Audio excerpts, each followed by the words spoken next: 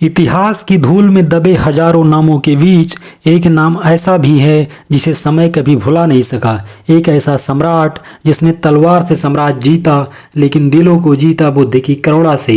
एक कहानी है सम्राट अशोक की, एक राजा से महान सम्राट बनने की कहानी और फिर सम्राट से बौद्ध भिक्षु जैसी जीवन शैली अपनाने की अनसुनी दास्तां। आज से करीब 2300 साल पहले भारतवर्ष में एक ऐसा युग आया जब मौर्य साम्राज्य अपनी चरम सीमा पर था। चक्रवर्ती सम्राट बिंदुसार की रियासत में एक राजकुमार जन्मा जिसका नाम अशोक रखा गया। लेकिन क्या आपको पता है, शुरू में उसे साम्राज्य की गद्दी का हकदार तक नहीं माना गया था। कहते हैं अशोक बचपन से ही अलग था, निडर तेज दिमाग वाला। लेकिन एक बात और थी, वो क्रूर भी था।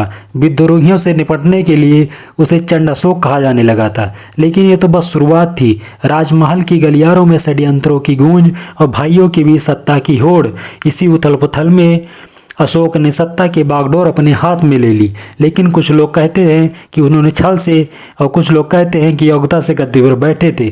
जब वो गद्दी पर बैठे तो ये कोई नहीं जानता था कि ये भारत के इतिहास का सबसे निर्णायक मोड़ बनने वाला है। आगे चल के सम्राट अशोक संपूर्ण भारतवर्ष के एक छत्र शासक बन चुके थे। लेकिन एक राज्य भी उनके नियंत्रण से बाहर था, कलिंग। कलिंग जो आज की उड़ीसा में स्थित एक स्वतंत्र और स्वाभिमानी राज्य था।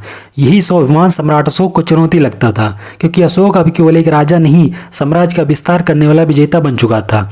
कलिंग युद्ध इतिहास का वह अध्याय जिसे पढ़कर आज भी रूह कांप उठती है। कहते हैं उस युद्ध में लगभग 1 लाख लोग मारे गए थे, हजारों घायल हुए थे, हजारों स्त्रियां विधवा हो गई थी। लेकिन जीत किसकी हुई? जब सम्राट अशोक विजयी होकर युद्ध के मैदान में पहुंचे तो उन्होंने सिंहासन से ज्यादा वो रोती हुई स्त्रियां दिखाई दी। लाशों के ढेर में अपने बच्चों को खोजती माएँ दिखी। और तब कुछ टूट गया अशोक के भीतर। उसने देखा ये जीत नहीं, ये नरसंहार है। युद्ध का ये खून उसके हाथों पर नहीं, आत्मा पर लगा हुआ था। कलिंग युद्ध के बाद अशोक वही शरीर था, लेकिन आत्मा बदल चुकी थी। उसने तलवारें त्याग दी, उसने विजय की परिभाषा ही बदल दी। अब उसकी लड़ाई किसी राज से नहीं थी, अब उसका युद्ध था अपने भीतर के अहंकार से। और इस युद्ध का विजेता वही बना सम्राट अशोक। सम्राट अशोक अब धर्म के मार्ग पर चल पड़ा था, करुणा, अहिंसा और सच्चाई के पथ पर। उसने बौद्ध धर्म को सिर्फ अपनाया नहीं, बल्कि उसे पूरे भारत और विदेशों तक पहुंचाया। उसने स्तूप बनवाए, शिलालेखों में नीति संदेश खुदवाए और ऐसी सोच की नींव रखी जो कहती है सम्राट सच्चा वो है जो हथियारों से नहीं, हृदय से राज करे। आज जब हम सम्राट अशोक के स्तंभों को देखते हैं, वो सिर्फ पत्थर नहीं है, वो है गवाही उस परिवर्तन की जो एक क्रूर योद्धा से करुणामयी सम्राट तक की यात्रा में दर्ज हुआ। वो है प्रतीक उस भारत के जो वसुधैव कुटुंबकम में विश्वास रखता है। सम्राट अशोक एक नाम जो समय की धूल में खोया नहीं, बल्कि समय के साथ और चमकता गया। आज भी जब भारत का चिन्ह देखो, अशोक स्तंभ है। जब राष्ट्रध्वज देखो, चक्र अशोक का है। और जब भारत की आत्मा को देखो, वहाँ भी अशोक का ही प्रकाश है। जहाँ हर कोई बोल रहा है विकास, राजनीति, धर्म, समाज, लेकिन ऐसे वक्त में एक सवाल खड़ा होता है कि हम भूल रहे हैं अपने अतीत के उस महान नायक को जिसने सत्ता को सेवा बना दिया। हर साल आती है 14 अप्रैल को भीमराव अम्बेडकर जयंती, 15 अगस्त को स्वतंत्रता दिवस। लेकिन क्या आपने कभी सुना कि देश भर में धूमधाम से मनाई जाए अशोक जयंती? क्यों? क्योंकि अशोक सिर्फ इतिहास की किताबों में बंद कर दिए गए, जबकि उनका संदेश आज की राजनीति में सबसे ज़्यादा जरूरी है। आज के नेता कहते हैं हम विकास करेंगे, लेकिन अशोक ने कहा था मैं मनुष्यता का विकास करूंगा। आज के नेता धर्म के नाम पर राजनीति करते हैं। अशोक ने बौद्ध धर्म को अपनाया, लेकिन किसी पर थोपने की बजाय कहा धम्म मतलब करुणा, अहिंसा और सच।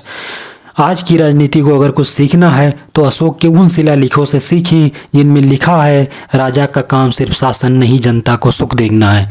क्या आपके नेता समझते हैं अशोक स्तंभ भी आज हमारे राष्ट्रीय चिन्ह है, लेकिन क्या उसका सार हमारी राजनीति में है? अशोक की जयंती आती है, कुछ अखबारों में 2 लाइन की खबर छपती है, फिर सब भूल जाते हैं। क्यों?